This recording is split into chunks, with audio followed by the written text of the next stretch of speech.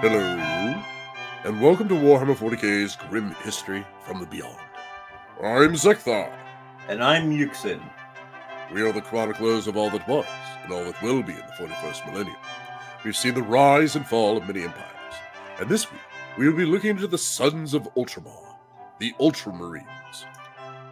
This time, we will be looking into one of the greatest achievements of Roboute Gulliman, the Codex Astartes. So without further ado, if you please, dear brother, the Codex Astartes. Now, the Codex Astartes was meant to do the following. First of all, it was to reduce the chances of corruption via either gene seed, the recruitment process, training, and sharing gene seed amongst chapters.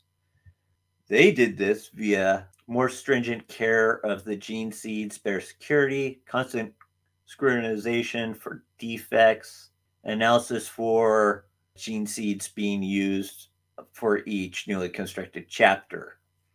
Also, one of the ways that they get through this is by the recruitment and training being more precise and slower, so they'd be able to catch any defects or, let's just say, troublesome, maybe slightly chaos-leaning ideas, I guess, would be the best way to put that. And recruits. As a final safeguard, Gulliman tasked the Adeptus Terra with setting up and maintaining genetic banks to produce and store tithes of Space Marine gene seed.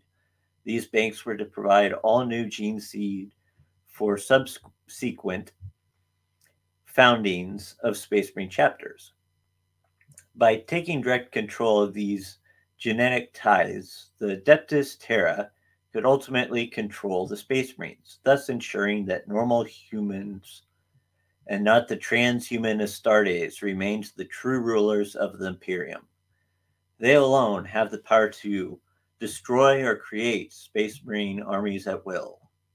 The Codex outlined a new, more measured process for Space Marine selection and recruitment, and consisted that each newly created successor chapter would tithe 5% of its genetic material to the Adeptus Terra and the Adeptus Mechanicus for testing and monitoring. It also decreed that only the Emperor himself, through the auspices of the High Lords of Terra, would ever again be able to order the creation of new Space Marine chapters. There are up to 27 foundings over the ages. Excuse me, brother. But real quick anyways, you said through the auspices of the High Lords of Terra. Wasn't when the Codex Astartes came out, who was running the High Lords of Terra? Roboute. Roboute was running them. So he kind of put in like a little niche there where he goes, yeah, and I can do it too. So I find that kind of interesting. But sorry, carry on, sir. But it also kind of explains why the power-hungry High Lords were trying to prevent, during the War of Beast, the Space Marines going, no, we need to bring some of these people into Earth. Right. Real fists. It's that's like, also why. Because, yeah. Well, no, that's also why, anyways, that they had a huge problem with the what was it? The thing that Corland did, the Death Guard, the Death Watch, or Death Watch. Sorry, Death Watch. Yeah, Death Guard are Mortarians guys. Right. But the death. That's why they had a huge problem with the Death Watch, was because he was just and that's why he was able to eventually do it, right? Because he did eventually become Regent, Lord Commander. Lord Commander, which I mean still was put to a vote anyways by the High Lords of Terra. But we're getting far afield. If you could getting back on track here. Yes. So the second aspect was to break up the legions into smaller chapters, restricting how many people one individual could control. Each chapter was to have up to 1,000 Space Marines. Each chapter was to have a maximum of 10 companies, each containing 100 Marines plus a captain, apothecary, standard bearer, and chaplain. Mind you, Outside the company level organization, each chapter has an armory consisting of chapter's tech marines, main battle tanks, and other armored vehicles, librarium consisting of the chapter's librarians, a chapter fleet, and the chapter master, plus various headquarters staff and the chapter sorters and human chapter serfs. Only one of the original Space Marine legions, the Space Wolves, has never been broken down into 10 companies, into the 10 companies decreed in the Codex Astartes. The Space Wolves continue to organize their forces into 13 great companies, different in organization to those specified by the Codex. And if you want to know more about that, check out our boxes on the Space Wolves. Space Wolves. Sorry, carry on. Okay, so the third aspect was to further define the tactical roles, the equipment specs, and uniform identification markings of the Space Marines with the passage of many Terran centuries. Some chapters have strayed from the strict letter of the Codex, introducing unique variations on its teachings, but remaining broadly faithful to Gulliman's basic principles. And like I said before, it also went over the tactics and fleet composition of each chapter. You mean like the important stuff of winning a war? It's in there too. No, it's not in there. What he believes the correct methods were, anyways. Right. Tune in next time, anyways, for the Codex Astartes, done by Alfarius. Sorry, carry on. Well, you know, he taught Lionel Johnson how to do stuff, so you know. Right. Okay, so here's the first versions on how the chapters were supposed to be split up, their organization. Now, the first company of the chapter was to consist of veteran squads and or Terminator squads. And they were to be supported by land raiders and venerable dreadnoughts. And it was only the first company that was allowed to use the Terminator armor that the chapter had, as if they were lucky enough to even possess any Terminator armor.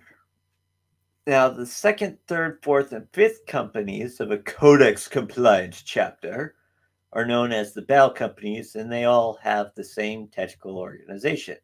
Each battle company is split into 6 tactical squads, 2 assault squads, 2 devastator squads comprised of 10 Space Marines each. Some companies also make use of command squads comprised solely of veterans to protect their officers or other specialists like apothecaries and chaplains. The assault squads can instead be deployed as bike squadrons or land speeders, and battle companies often use Rhino and Razorback transports and commonly deploy dreadnoughts for their heavy fire support. Came up to the 6th, 7th, 8th, and 9th companies. These are referred to as the reserve companies. The 6th and 7th are comprised entirely of tactical squads, whereas the 8th contains assault squads and the 9th of devastator squads. For those of you who don't know what devastator squads are, they're basically heavy weaponry squads. What's the difference between a tactical squad and an assault squad? Assault squads are generally more hand-to-hand combat. Oh, so they're like the ones that have the jump packs, right? Yeah, so basically if you think of it this way, generally you have the tactical squads, their main weapon is bolter. Right. But assault squads generally they fall mainly on the using a bolt pistol and chainsword. Right. But a tactical squad also aren't they also like fast acting? So they normally plug them in anyways with like land speeders and assault bikes? No. No. Oh, okay. That would be focused on the assault squads, which are also involved in that. Okay. Oh, okay. All right. Carry on. Mind you, oddly enough, the 6th Company can be deployed on Space Marine assault bikes for some reason. And the 7th on land speeders. And then the 8th can be deployed on either or. So, what about the 9th? Yeah, just in case you're not confused by this point, basically what they're saying is that when it comes to reserves, we utilize these people the way we want, and that's about it. However we want. Yeah, okay, yeah, but it also seems like they have their particular qualities to them. Like you said, anyways, 6th and 7th are really more like tactical squads. The 8th's your assault squad, and then your 9th are like your heavy weapons troops. Right. And which, if I recall right, by the way, the 9th, anyways, are the one that really use like the heavy like APCs and dreadnoughts, right? They do use APCs as in armored personnel carriers. Correct. Yes. Glad you caught on to one that of there. the 1,500 three-letter acronyms. Yes. Which, depending on the group you're talking about, means something completely different. Right. But dreadnoughts are pretty much only found in the 9th Company, right? According to the old Codex Astartes. When it comes to the reserve companies, yes. But yeah, they're called reserve companies because they are held in reserve to be deployed at the discretion of force commanders as tactical situations evolve, often to bolster weak points or aid in breaking through enemy lines at specific locations. And we finally come down to the 10th Company, which consists of entirely scout squads. Pardon me, Yuksen. Real quick, anyways, just to give an example, anyways, of these reserve chapters. So it would be like, anyways, the Battle Brothers before that, which is what, the 2nd, 3rd, 4th, and 5th companies. If you were doing like the tactics of the anvil and hammer, they would be like the anvil, and then the hammer would be the 6th, 7th, and 8th because they're fast and they can hit hard from the side. Right? It's kind of like if you look at Terran 42, like Rome. It kind of be like you would have, let's just say, you have a battle chapter that's it's constantly in combat. Then you would field, for example, let's just say the 6th, and what you do is you have them on assault bikes, which allows you to sweep around and attack the person from behind or from the side. Okay, so the way that this is set up, to me anyways, it sounds a lot like Terran 42's Rome from back in the day. So you had, anyways, your infantry, which consisted, anyways, of your Hestates and your Principes and stuff like that, anyways. And then these reserve groups would be like the cavalry units, and then your 9th squad, anyways, would be like the catapults and the onagers and stuff like that, anyways, or the scorpions. They're the ones that hold like the big beefy stuff. So, or also, anyways, these troops would also have the weird stuff in them, like incendiary pigs or the warhounds, or like the dogs that they release and stuff like that. That would be kind of like your reserve companies, right? Yes. Okay. So your reserve companies, anyways, are really actually kind of the flexible arm, anyways, as opposed to your infantry, which is what is, comprises of the meat grinder, right? Right. Okay. Well, I'm just trying to make sure I understand this. But what about the scout company, the 10th one? Oh, you'll let me talk about that now? Okay. Well, I figured, you've been doing so well. I figured I'd, let you go ahead and keep talking. Okay. So nice. It consists solely of scout squads and was generally not reaching 100 strong, since its entire group was recruitment neophytes. So that would be the people that, aren't quite all there yet as standard Marines. So they generally, since, the flow for recruitment varies, it wouldn't really ever reach 100 generally. But it is also the most lightly armored and is often used as a recon or guerrilla force. Sometimes they'd be mounted on Space Marine bikes, but they did not use Rhinos or Razorback transports. And now we come to the Codex's rules and regulations for its command structure, or dare I say, headquarters. Oh boy. Yes. This includes many officers and specialists who exist outside of the formal organization of the companies. These individuals are known as the headquarters or command staff, and they will often stride out to lead a strike force in battle or provide essential battlefield support, spiritual leadership, psychic capability, and destructive combat prowess. Included amongst their rarefied ranks are the psychically empowered librarians of the Librarius, the bellicose chaplains of the Reclusium, the apothecaries from the Apothecarian, and the standard-bearing ancients, and the mechanically adept tech marines and their servitors.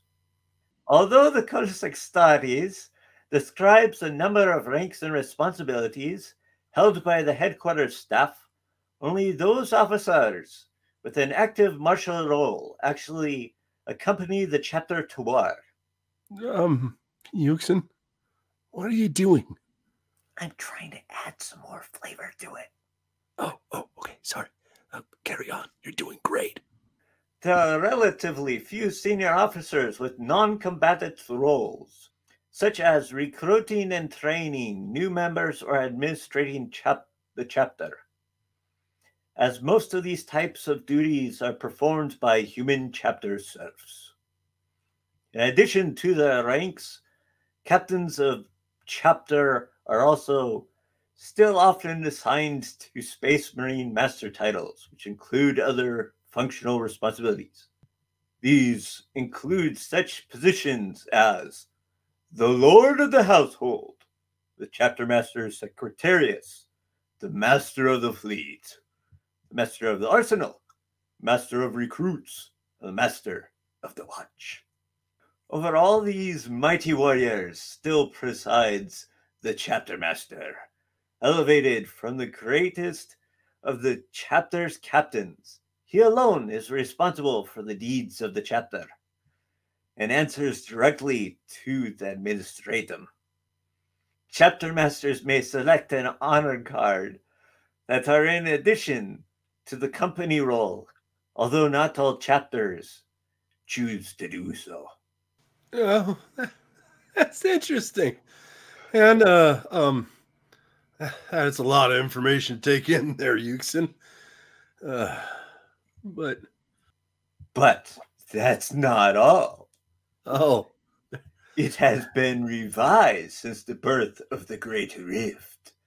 At the dawn of the Era Dominus, now its step is as followed. Oh, okay. Hey, hang on, Yuksen. Any chance you could just carry on as usual? Okay. All right. You got this, Yuksen?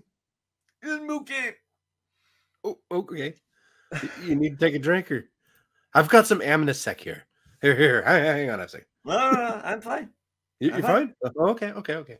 The guidelines in Gulliman's updated codex provide for up to 20 squads of 5 battle brothers. Furthermore, recent precepts allow for each battle company to be reinforced with auxiliary warriors, temporarily exceeding the traditional limit of 100 Space Marines. These additional squads are reassigned from the reserve companies. Along with this, the availability of alternative roles has increased. For example, they can utilize Centurion and Invictor warsuits in place of some of the 10-man squads. The specialized nature of each of the reserve companies sees them deployed in quite specific circumstances. The battle line warriors of the 6th and 7th companies will often act as crews for large independent formations of the various armored vehicles deployed by the chapter. allowing commanders to field entire companies of anti-grav skimmers, battle tanks, or other swift assault vehicles. Not sure how a battle tank is swift, but okay. Well, okay. Some of the battle tanks that they actually use, anyways, for the Space Marines are actually like they're like light tanks. If that makes sense. They're faster. Okay. But what you're saying is that these changes in the Codex allowed a general or captain more flexibility in how he arranged his battle lines. It kind of gave him even more tactical freedom. Is that what we're kind of going with here? What Gulliman wanted? Precisely. Although the 10th Scouting Company did change a wee bit as well. Oh, really?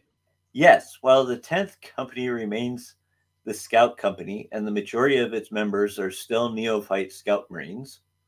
You mean those Marines that are still in combat training and they haven't really actually become Space Marines yet, right? Yes. All right. But the company now also contains a standing force of 10 Vanguard Space Marine squads. Oh, cool. Excuse me, Yuksen, but what's a Vanguard Space Marine? Well, Vanguard Space Marines are recon and infiltration experts equipped to operate alone in enemy territory for extended periods of time, and intensively trained in shadow warfare tactics and sabotage techniques. Vanguard strike forces are tasked with achieving full spectrum superiority over the foe. These warriors can be called upon to conduct a variety of stealth operations behind enemy lines. The revised codex dictates that no formal size for a scout company, as the rate of recruitment is not fixed, meaning that some chapters will be able to field comparatively large 10th company formation, while others must husband their limited resources carefully. Interesting. But, okay, so Roboute actually change a whole lot else other than this, or does that just kind of sum it all up? Well, part of one of the reasons why they made adjustments to is because apparently from when he originally wrote the codex to now, there's also additional units. Like what? Types of other than like the Vanguard. Okay, on top of Devastator squads, they also have things like a Limiter squad, which is really pretty much a sniper group. And then they also have an Eradicator squad, which deals more with using melta weapons instead of things like Devastator squads, which normally use like rocket launchers. Right. And plasma guns and I hate to say this, but he's applying Alfarius's stuff, isn't he? Who? Gulliman. He established this second reformation of the Codex Astartes. I mean, think about it. You just realize that? You think the Vanguard squad is oh wait, what are they supposed to be doing? Causing mayhem behind the scenes. Of course, if you ask Gulliman, he'd be like, "Oh no. That no. You want to know why, right? Because he is Alfarius." Oh, jeez. That is definitely a lie. But, yeah, okay. Come on, man. Let's focus here. This does kind of, though, sum up anyways the differences, right? Well, Gulliman knew that something was truly lacking in his revision until it came to him one night. In fact, it was so important, it woke him from his slumber and he rushed to his writing chair to pen it immediately. Well, what was it? A new paint job. Ugh. That's right. In his revised Codex Astartes, there were drastic changes pertaining to the heraldry of Space Marine chapters. These dictate that Space Marine should display his chapter's badge upon his armor's left shoulder guard, whilst his right shoulder guard should show his squad's markings. And Codex also states that Space Marine should incorporate his company's heraldic color into his armor, displaying it on the trim of his shoulder guards. Now, you're probably wondering what colors each company got, yes? No.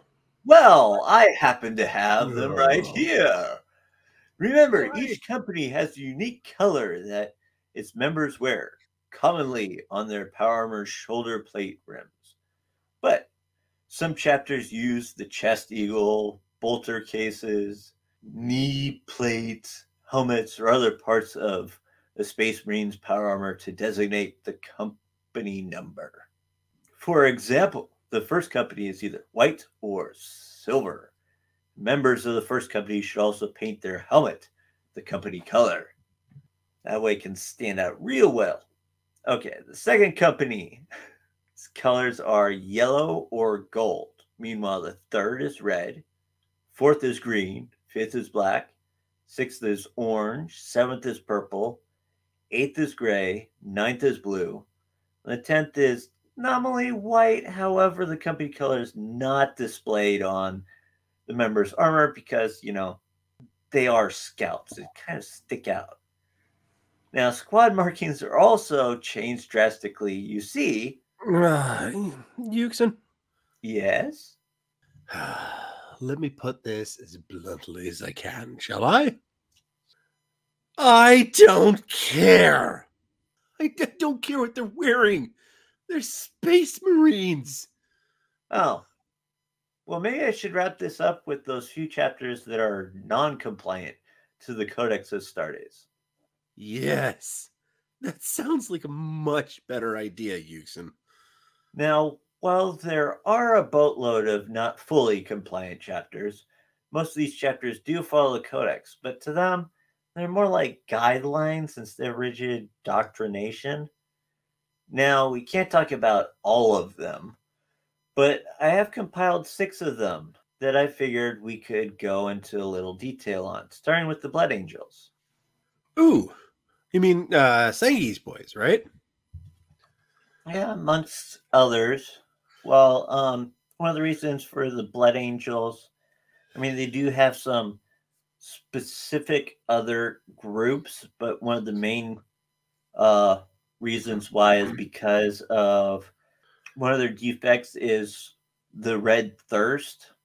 Right. Which, when they succumb to it, they all of a sudden have the black rage, which is basically almost just a constant blood rage, basically. And so they take those people out of their normal units and they put them in what they call death companies. So, which is obviously not Codex Astartes compliant. Another death one. Yeah. What are we up to now? Well, I think we have like 250. Okay.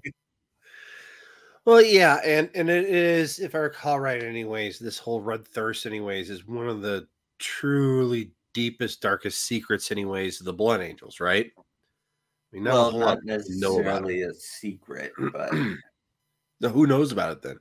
Well, people that have to unfortunately involve themselves with the death companies.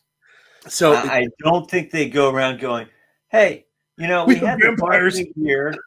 They may be barking mad or something like that. Don't worry about it." Okay, if I recall right, anyways, these companies, anyways, they're literally companies of vampires, right? They slowly go mad unless they drink blood. No, it's more of a constant suffering that over time will generally overtake somebody in most cases.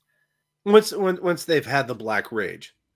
Those, anyways, that, I mean, all, if I recall right, okay, maybe I'm not remembering this right, but if I recall right, all blood angels suffer from the red thirst. Yeah, but it's not until you actually commit yourself, anyways, into a black rage. Once you get consumed by the thirst itself, right, you have this black rage, and basically everything you see is red. Right. Basically. So, for instance, anyways, Dante, he suffers from the red thirst. He's never actually fully committed to it, but he still suffers from it. Yeah, correct? He's never been consumed by it, basically, yeah. Right. Which, by the way, interesting point here, anyways, Dante's good buds with Roboute. Wonder if he's ever mentioned this before to Roboute. But I digress. I mean, Okay, we will eventually talk about a lot of these chapters, but we just kind of got to roll through them. Who's the next one? Okay, so the next one is the Dark Angels, and mainly that's because they want to follow the old ways. So they draw upon the ancient military traditions of the Order of Lost Caliban. And they also use different terminology when referring to chapter officers. Right. And if I recall right, by the way, those military traditions was done by the Lion. So it kind of makes sense. They're just kind of like, well, he was kind of better at this than you were. So no, we're not going to follow this. Yeah, that's the way I kind of look at it. Or how do you look at it? I'm not sure how that went, but I do know a bit more with the next one. Next one's the Death Watch. Well, okay, hang on.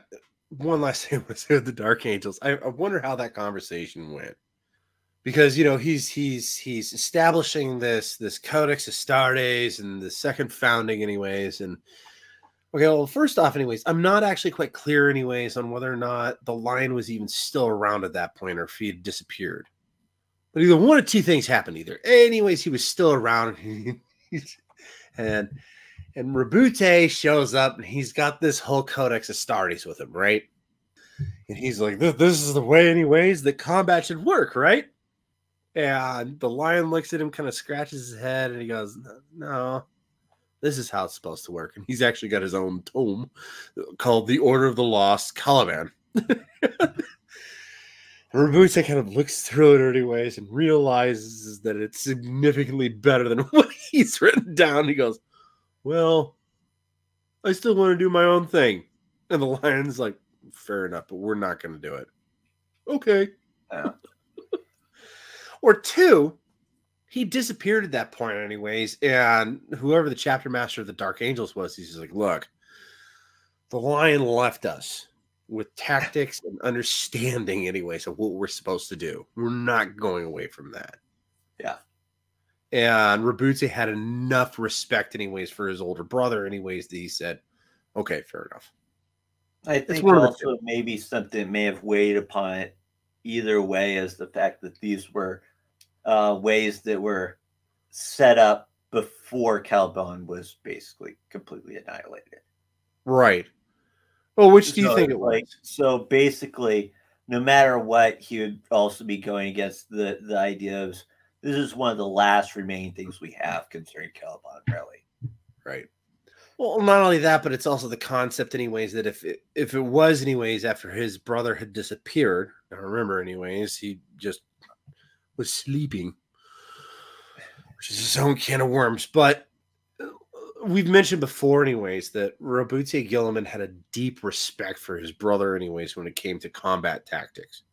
Right. So if his sons, anyways, are coming up to him and going like, "No, we're not going to do that because we have the Lion's own handwritten thing here, anyways, saying this is what we're supposed to do." Do you think that you think Roboute looked at that and just kind of went, "Yeah, okay, we can work with that," just simply because he had such respect for his brother? Or do you think it was more along the lines, anyways, like I said before, the Lion was still around and he just said, "No, we're not doing that"? I'm wanting to lean towards, but because I don't know when he disappeared. I think he disappeared towards the end of the Horus Heresy, didn't he? He disappeared at the end of the Horus Heresy. No, it had to be. He had to have disappeared like at least sometime during the Horus Heresy. No, not during the Horus Heresy. During the Horus Heresy, he. I mean, like towards the end of it, when he had to fight. He started Luther. a crusade. He started a crusade at the end of the Horus Heresy, and if I recall right, it was called the Crusade of Vengeance. And he literally just like went across all the world. He literally, to put it in a different term, anyways, he started the Great Scouring before the Great Scouring, to put it in an interesting form. But he, as far as I know, anyways, he was still around, anyways, after the Siege of Terra, after the fall of the Emperor and Roboute Gulliman taking the reins. Okay. I do know that. Now, I don't know anyways how much past that point anyways he was still around before he went into his deep slumber. That I don't know. Okay. So well, I think regardless anyways, I think it had to do with the simple fact anyways that Roboute had enough respect for the Lion anyways. He just kind of let the Dark Angels do what they wanted to do. I can see that. Okay. Well, anyways, what's our next group? Our next group is the Death Watch, and there's two things about the Death Watch. One is that they are what is known as the Chamber Militant of the Inquisition. Chamber Militants are basically, these are the people you call on if you're part of the particular branch of the Inquisition's Ordo. Right.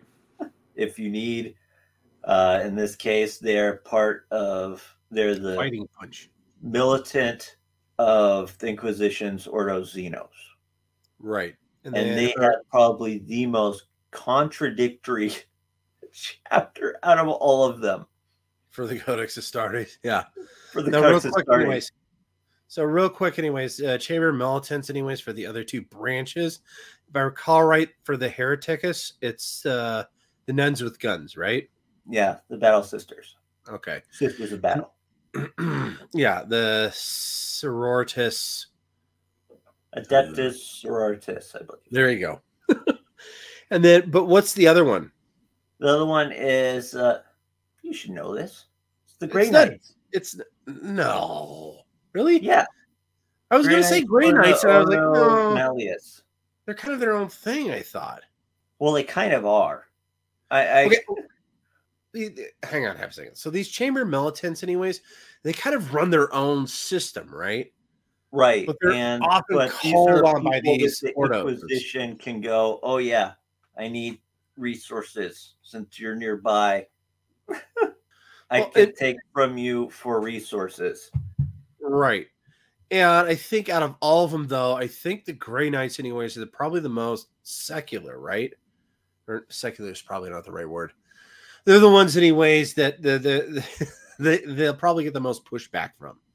Well, that and the Death Watch, for that matter. Death Watch, though, is one of the things about them. There's actually a couple of things. One is, first of all, they completely destroy any of the tactics methods that were set up because really they use just as mentioned in our War of the Beast videos, the Death Watch was created basically as a method of creating teams that work to perform a certain task.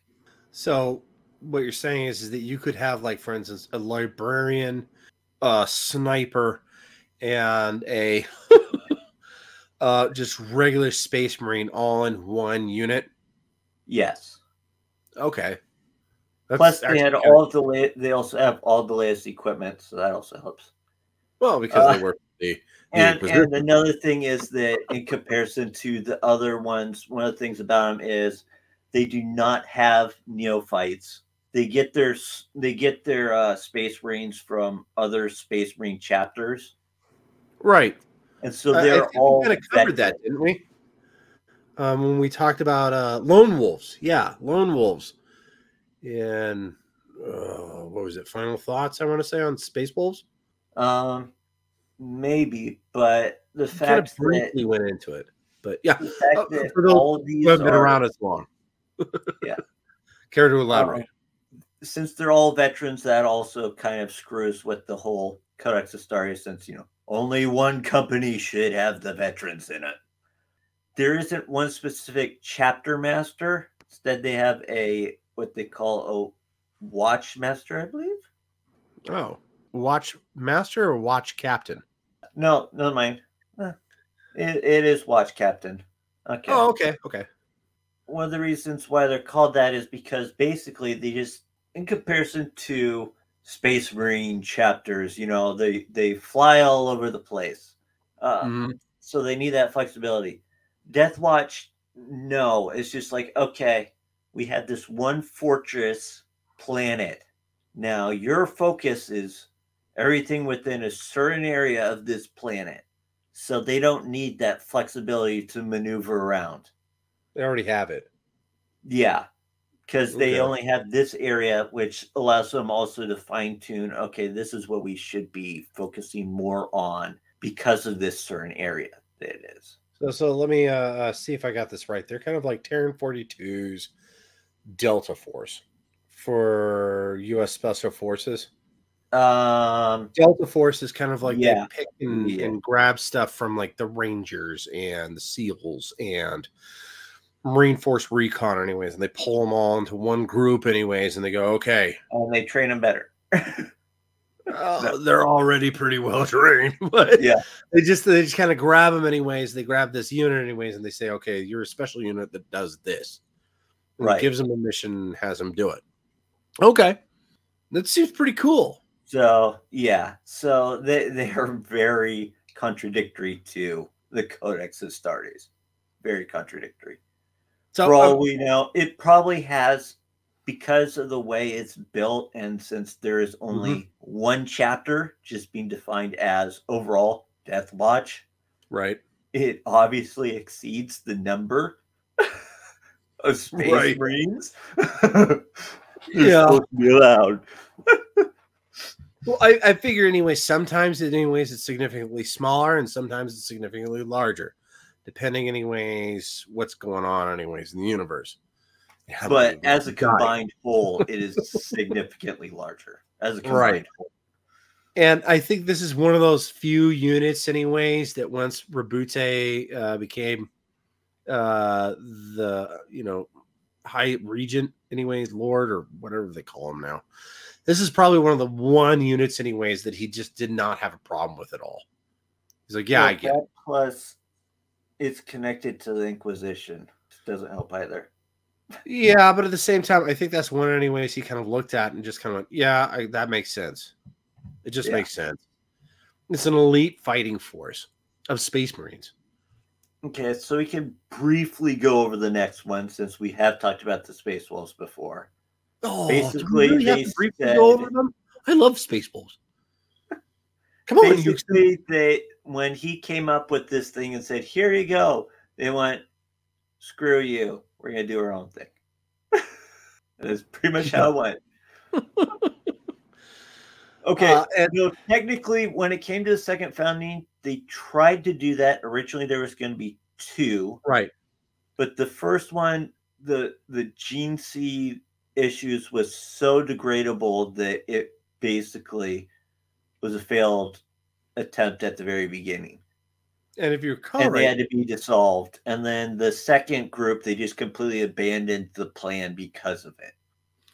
And if you recall right, anyways, it was actually somewhat working out. And then, of all people, Magnus showed up and stormed the Fang, and he ended up destroying everything, including the person that was running the whole experimentation. So everything was destroyed at that point. And at that point, anyways, Space Wolves, they just kind of went, I don't know. We're just going to do our own thing. Here's the other thing. The Inquisition broke up the Sons of Rus, I believe it was the Wolf Brothers. The second one was going to be called Sons of Rus.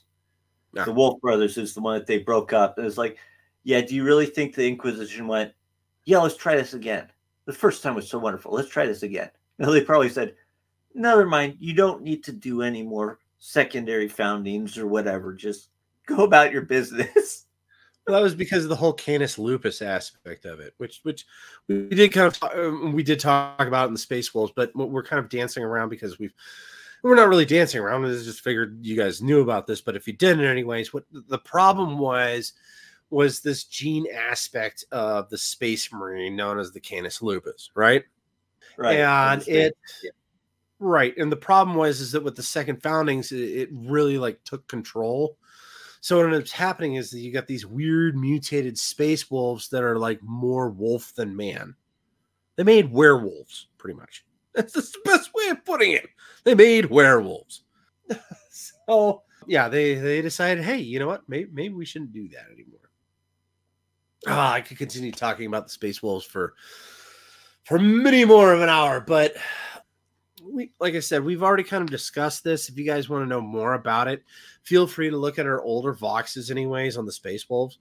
But who do we got next? We've only got a couple more left, right? Let's go with the Black Templars and then the Grey Knights. Why is it every time, anyways, that we do a Vox about something, for some weird reason, the Black Templars wheedle their way in? Because they're obnoxious. Fair enough. Fair enough. All right. So, well, why aren't they Codex Astartes groups? They're non-compliant. Why are they non-compliant? Not exactly sure when it comes to how they're what tactics they use, but really it breaks down to the fact that it is suggested they exceed well over 1,000 Marines. It's just the thing is they have what they call crusades. They have at least 3 right now, and there have been up to like 14 of them at a time, and because of that, the amount of Marines in each one of these crusades has been broken up, so you can't see a defined number. And so pretty much the only reason why they've been gone after is because of that, plus the fact that they're ridiculously zealous in their loyalty to the Emperor, like ridiculous zealotry. Put it that way. Zealotry? They're insane. They're madmen. They feel I've heard strategic points are first, human life is second. Well, okay. The group that I think of anyways like that anyways is the Marines Maleficent. No. They are, the strategic point is first. That's it. Okay, fair enough. Humanity doesn't matter. They're arrogantly ignorant. Let's put it that way. It's probably the best way of putting them. Now, don't get me wrong. They have their own place in the Empire. And there are actually some pretty cool Black Templars. But as a unit in and of itself, they're obnoxious. Yeah. I'm still waiting for the Great Green Wog, just simply them to actually do a great crusade on the Great Green Wog. And them just disappearing. I'd be okay with that. I mean, it's probably just me. Yeah, like I said, there are some pretty cool Black Templars, but I think we talked enough about them. Can we please move on to the last one? The last one is the Grey Knights, and the easiest way to put it is it's because they can do pretty much anything that they want. That's a good You do point. not want to piss off the Grey Knights. Okay, if I recall right, okay, let's start off with the very basic understanding of the Grey Knights. The Grey Knights, anyways, they work in unison with the demon hunters for the Inquisition, correct? Yes, the Ordos Malleus. And of course, they also do their own thing. Yeah. The more important thing about them, though, is every single one of them is a psyker. And they are deemed as being uncorruptible because literally through their part of their process is that they basically are demons invited into them, and then they have to basically exercise it. If you can't, then you're just killed. Right. Not only that, but their gene seed sire is actually the Emperor. It's not a Primarch. It's the Emperor. But the funny thing about that, though, is the fact that it's like, okay, they're all psychers. They all have ridiculous equipment. They're all phenomenally trained. If you went against them, and by the way, their fortress world is somewhat in the warp. Yeah. So isn't their chapter master anyways like attached to a demon? Whenever this demon shows up, he shows up and literally like murders everything. Yeah, one of the grand masters, the great grandmaster or whatever. Yeah. Is I believe his last name is Drago. Yeah. And he got sucked into the warp. Every single time this demon, this greater demon that's is less loose into reality. Ironically enough, a bad side effect, and people haven't realized this yet, a bad side effect of releasing this thing into reality. The cultists don't realize they're also releasing this ridiculously powerful gray knight that just basically slaughters everything. And then eventually kills the demon, and then they both disappear back into the warp. Exactly. The Grey Knights. They even have a guy who's technically connected to another demon, and then they have a person that's using a demon sword, quite literally a demon sword, that's constantly trying to talk him into basically falling and turning to the dark side. And every time I constantly think of this thought of it going, "Come to the dark side, come to the dark side," and mentally he's going, "Shut up, just shut up." Yeah, we will actually talk about the Grey Knights. They're ridiculous in and of themselves. They're cool, but they're also just like ridiculous. But what a lot of people don't understand is, and the Grey Knights are really tiny. There isn't a whole lot of them. Well, the thing is normally when they're sent out to do things, when they aren't doing their own missions, right? They're sent out like in piecemeal. So just be like, oh yeah, a squad. Or so one guy shows up. It's like sometimes anyways, it's literally one guy that shows up anyways, and he goes, yeah. I can take care of this. And he does. And then he does. Like, are you sure? It's like a whole horde of demons. He's like, yeah, I got this. I got the incinerator. It'll wipe them all out in a few seconds. Trust me. There's thousands of them. I don't care. I got this. And then all of a sudden they look and they watch and they're just like, wow, he wasn't lying. He really did get this. But I think we've kind of run out of time. Now, before we take off, I'd be remiss if I didn't discuss the Primaris Project. The Primaris Space Marines are a new breed of transhuman warriors developed across a span of 10,000 standard years by Archmagos Dominus Belisarius Cull. Their creation was initiated on Mars on the order of Primarch Roboute Gulliman in the days immediately after the second founding in the early 31st millennium. Now, Cull used the genetic template of the original Space Marines created by the Emperor for his Great Crusade as the starting point for the development of these new Astartes. However, the new Primaris Space Marines are bigger, staying from 8 to nearly 10 feet tall, more resilient, physically more powerful, and possess faster reaction times than their original Astartes counterparts, now often referred to as the Firstborn. Primaris Astartes are also implanted with 22 rather than 19 gene seed organs, and their gene seed is more resistant to the mutation than that of their predecessors. These organs enhance their physiology to an even greater degree than the Firstborn, making them yet stronger and tougher. It was only thanks to Sancprimus Portum, a device that held potent genetic material originally harvested from the Primarchs themselves, that Archmagos Cull was able to create these biotechnical miracles. Raised in what became known as the Ultima Founding, the Primaris Marines were deployed across the galaxy during the Indominus Crusade by Gulliman and Cull after the opening of the Great Rift. They were used as reinforcements for existing chapters of Astartes or to found all new chapters comprised solely of Primaris Marines. That's all well and good, but I do have a question for you, Yuksen. Yes? What are the 3 new gene organs? Well, let's start with sinew coils, shall we? Okay. The sinew coils, aka the steel within, are reinforced with durametallic coil cables that can contract with incredible force, magnifying his strength as well as giving his body another layer of defense. Primaris Space Marine can crush a man's skull in his hand, break flak armor to flinders, or even bite through a metal cable should the need arise. He must have gotten metal teeth then.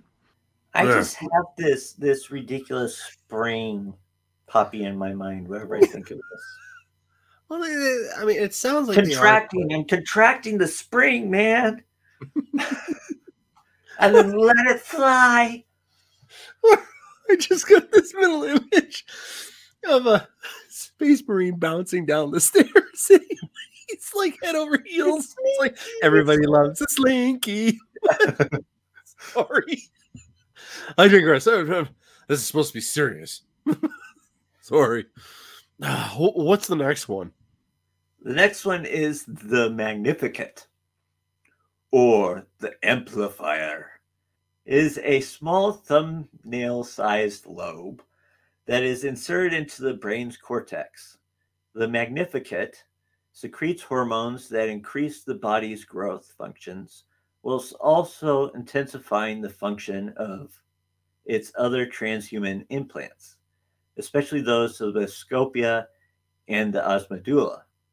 In truth, the Magnificat is but half of the true dual-valve immortis gland, the so-called God Maker, that the Emperor created for his Primarchs. However, Archmago's Call could only find materials and genetic blueprints to build the dextrophic lobe, the right half of the immortis gland, while plans for the Centarius, the left half, that would complete the original superorgan had been wholly eradicated from imperial records of the Primaris Project. Whether this was done by the Emperor's own hand or by some nefarious source, Call could not tell.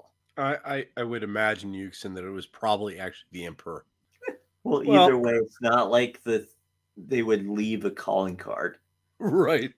But if I may interrupt you for half a second. You know how last week we had our questions and answers? And we discussed anyways what the Emperor would think on what Roboute Gulliman has been doing anyways in his absence ruling the Empire, right? Right. And we both kind of agreed that we thought that the Emperor would be okay. We didn't think that he would be pissed off, at least, at what Roboute had been doing, right? Right. This is probably the only thing I can think of anyways that he did that the Emperor would be pissed off at. Well, there is an exception to this by the fact that these implants, which, by the way, have been known to be put into non-neophytes, into actually current Space Marines, so you're able to actually do First that. Boundings? Or what do they call them? They're not First Boundings. They're Firstborn. Firstborn. Yeah. Also, because of that, it made the genetic samples more stable, which is why actually there are now some new Space Wolf chapters out there. Right. Why I said anyways, this is probably one of the few things anyways that the Emperor would be upset about. It's just simply because the Emperor built Space Marines to a particular power level. Yeah. Okay, we don't have a whole lot of time to go into this, but let me explain real quick. So before the Space Marines, as you know, Yuksen anyways, we had the Thunder Warriors, right? Right. And the Thunder Warriors were like the greatest warriors ever, and they were even more powerful than Space Marines. But they had some problems with them. Like, for instance, they went insane. Their brain couldn't compute anyways with the genetic tampering that the Emperor had done. And so as a failsafe anyways, he gave them actually incredibly short life, which they ended up discovering. They had a whole problem with that. And there's a whole thing with that. But the concept of why the Emperor built Space Marines anyways the way he did, I think anyways, is that he still anyways, I think he had a problem with the Space Marines because I think anyways, after he was done with the Great Crusade, the concept was that they would not need the Space Marines anymore. So therefore they would have to eliminate them like they did with the Thunder Warriors. Now you've given these Space Marines anyways even more power. Well, it's going to make it harder to get rid of them. Why would you give them a unlimited lifespan then? That's actually kind of an interesting question. Well, we'll give them the ability to live extremely long time. Yet, in reality, we will kill you in a couple centuries. What? Oh, okay. There's two things behind that. One is that first off, anyways, most Space Marines, anyways, we have talked about some anyways with very long longevity, but most of them don't last that long because they're constantly fighting, right? Yeah, which And the begs the second thing question, is why that would if you they actually have do this, that? I'm thinking anyways, the Emperor had a failsafe. He had something set up anyway, so that when the Great Crusade was over and he'd conquered the whole galaxy, anyways, he had a failsafe, anyways, to get rid of these Space Marines or use them, anyways, in a different aspect.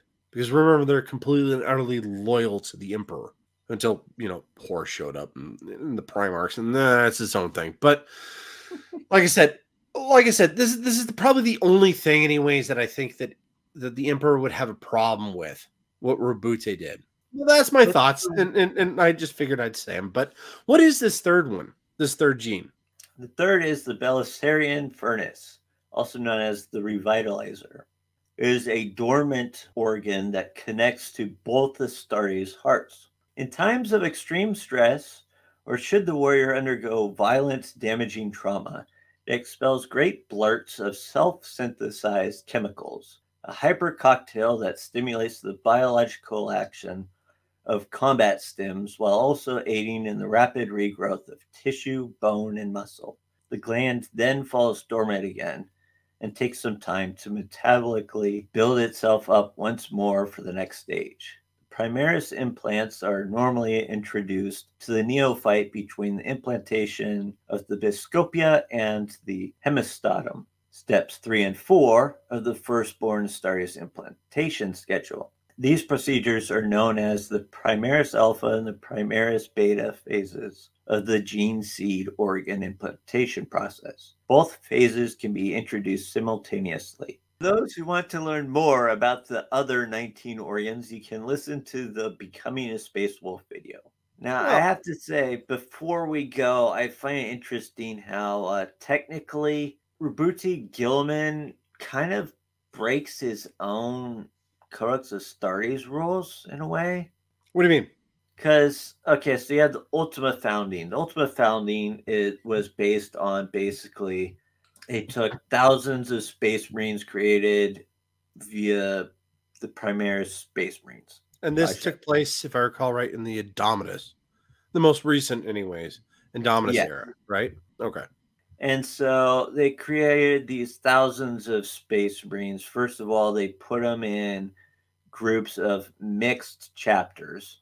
And originally they had 9 groups, which exceeded the thousands per. 1,000 per chapter? Yeah. So the first, wait a minute, you said you put them in 9 different groups. So was it 1,000 chapters, or was it just 9,000 in this first one? So it was put this way. When they came out with the gene seed, what they had what were called the unnumbered sons. Okay. And the unnumbered sons were ones that they hadn't put into like the service of filling other chapters yet or things like that. And so those ones they created into were to serve as a reserve force for Gilliman during the Dominus Crusade. So what you're saying is that he pretty much built his own legion. A new legion. Yeah. Pretty much. Well, okay.